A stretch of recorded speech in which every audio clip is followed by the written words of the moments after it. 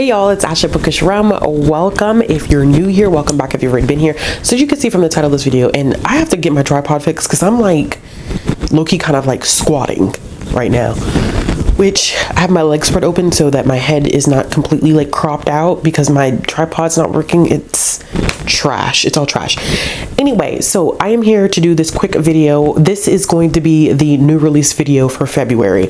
I did one in January, and after I talked to quite a few people about this, the best suggestion was to do this monthly because I have so many new releases that I am excited for, books that I want to get to. Am I going to be able to read all of these books? Absolutely not, because most of my release lists are 30 plus. This one is 40 plus.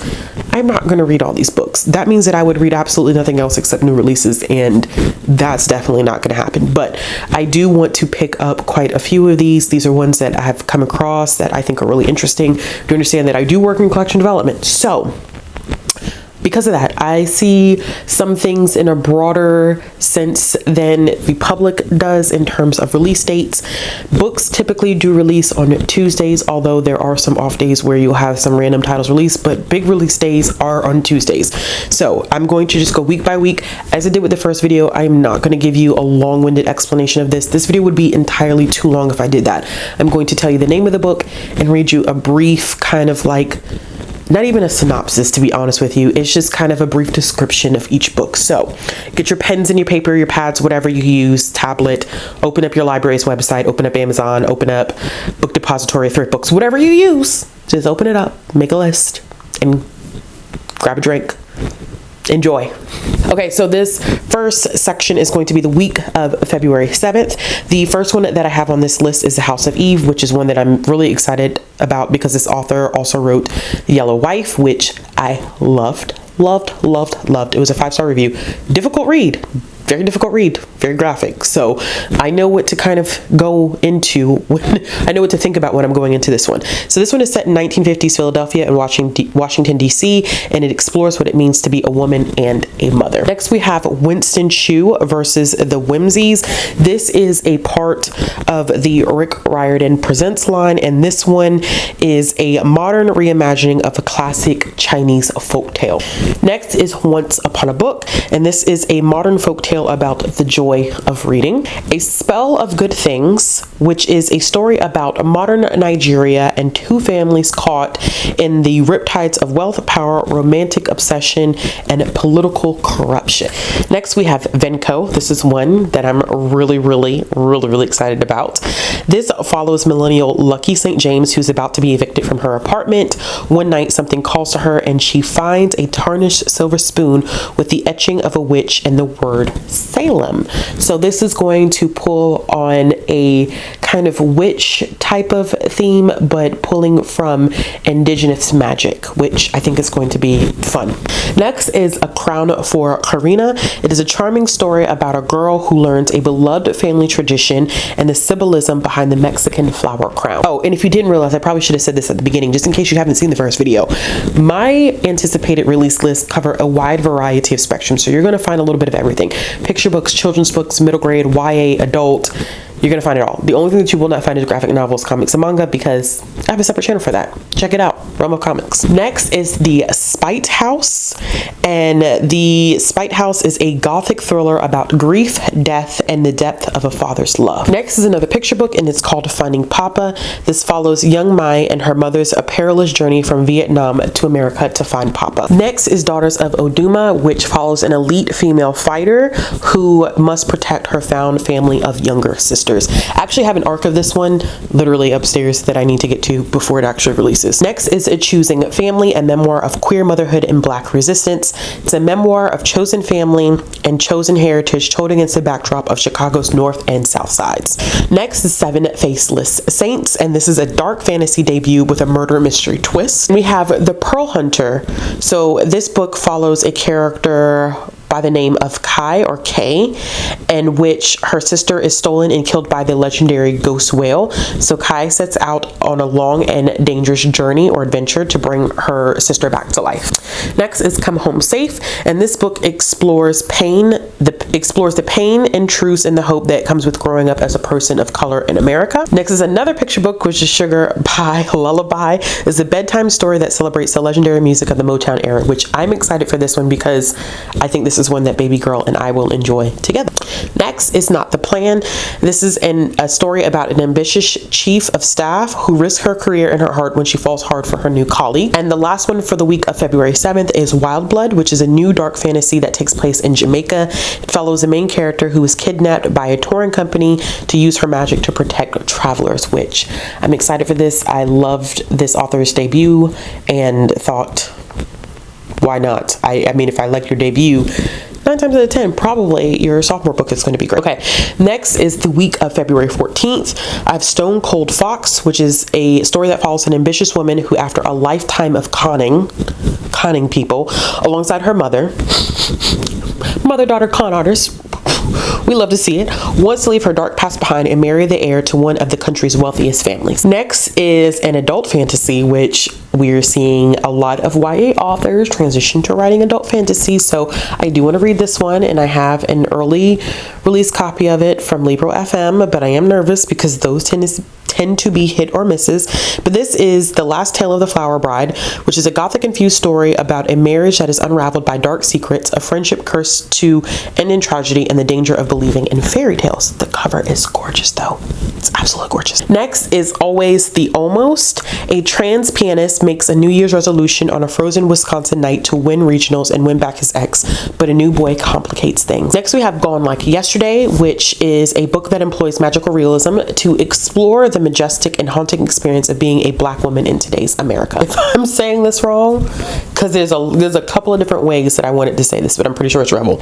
It's a YA book that is inspired by Moulin Rouge and is set on an island in a magical version of the Prohibition era in New York. Next, My Flawless Life, which is a book that features a compelling narrator who grapples with the secrets of her private school classmates as well as her own. Next is Juniper Harvey and the Vanishing Kingdom. This is a thrilling fantasy adventure that explores friendship and queer identity. And the last one for this week is And Other Mistakes, which is a coming of age novel about first loves, broken friendships, family tension, and what it means to run toward your future instead of running from your past. For the week of February 21st, this is a shorter week for releases for me in terms of what I'm interested in. The first is A Librarian of Burned Books, which already Librarian Burned Books, so we're dealing with some censorship banning, which I think this book is extremely timely. It is a World War II era novel about the intertwined fates of 3 women who believe in the power of books to triumph over the very darkest moments of war. Next is Imposter Syndrome and Other Confessions of Alejandra Kim.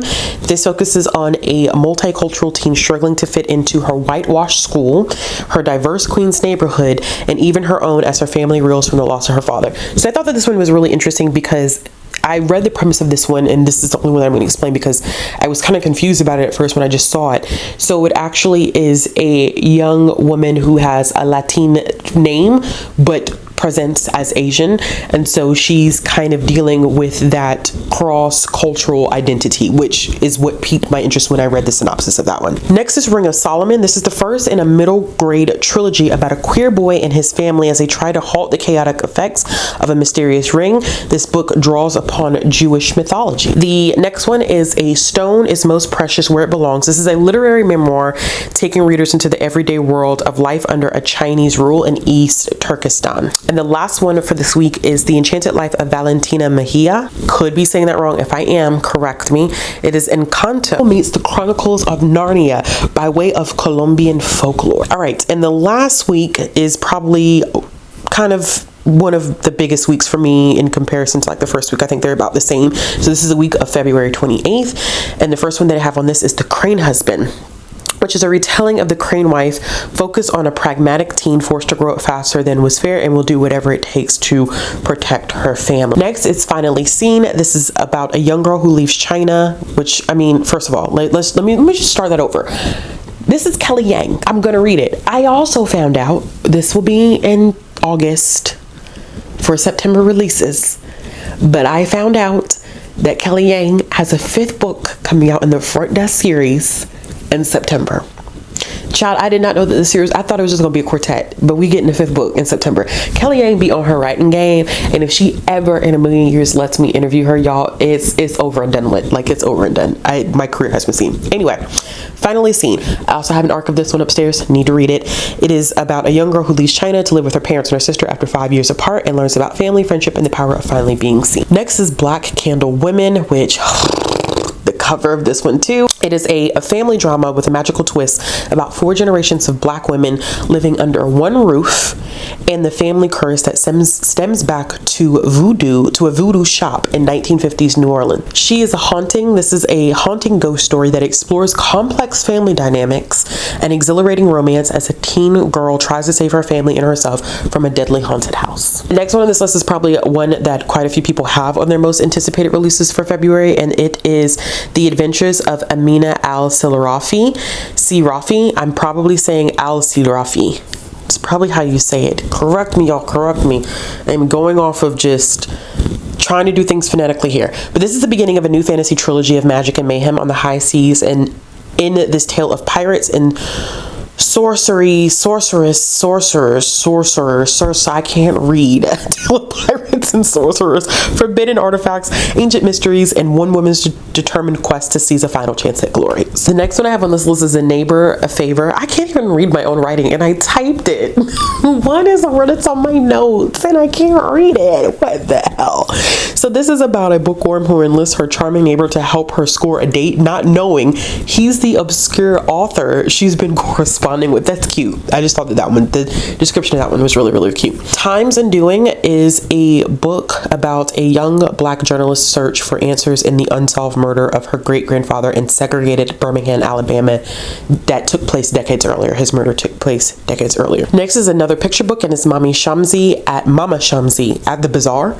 This is a picture book about a mom and her child going to a bazaar that's crowded, but the pair of them know how to stick together in what the publisher describes as a silly picture book that takes place in Iran. This next one is also, I know, a highly anticipated book for a lot of my friends, and it's Monsters. So this is a mind-bending psychological thriller following 2 teen girls navigating the treacherous past of a mysterious mansion 10 years apart. So I'm excited for this. I finally checked out Blood Like Magic from the library, so we're gonna make that happen in the next few weeks, but I did have to add this one to the list because the cover is just bomb.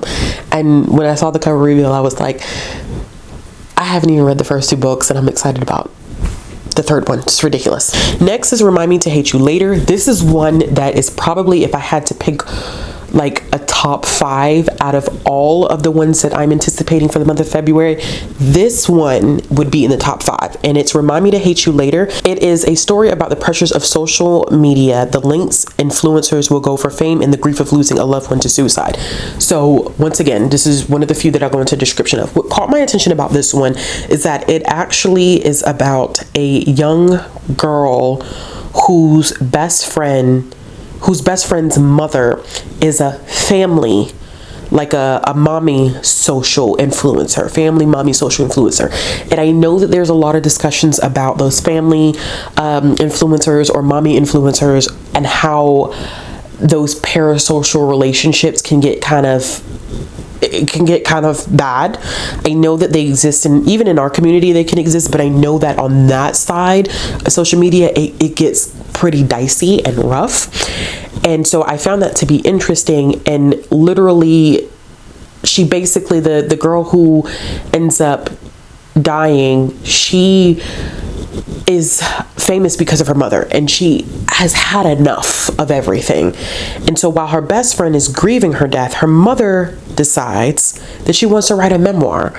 And so that's why I think the title, like Remind Me to Hate You Later, is one of those things where it's just like she's trying to grapple losing her best friend, and then dealing with her best friend's mother, who she does not like. Clearly, like, you just lost your daughter, why are you writing a memoir about it? You still want to live in the limelight. I think there's a lot of potential for this book to go either way, and I'm hoping, my fingers and my toes are crossed, that it's going to be handled in a very well balanced way and have some very interesting conversations about social media and influencing, because I think that a lot of teens now, and what I've heard from close friends of mine that are in education, influencing and being on social media is a thing, like going viral and making money off of social media and not really understanding the other side to this, the gruesome side to it. So anyway, done with that.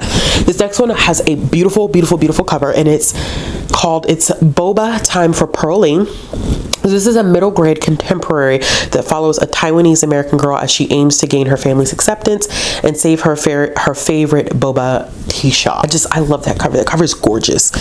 And the last one that I have is it's first of all, it's a lot of pirates on this list, and I'm not exactly mad about it. So this last one is also a pirate book. It's called The Wicked Bargain. It is a pirate fantasy starring a trans-masculine, non-binary teen with a mission of revenge, redemption, and revolution. All right, y'all. So that is it. Those are the 40 plus new releases for February that I'm looking forward to. If there are any new releases in February that I did not mention that you're looking for, leave them down in the comment box below.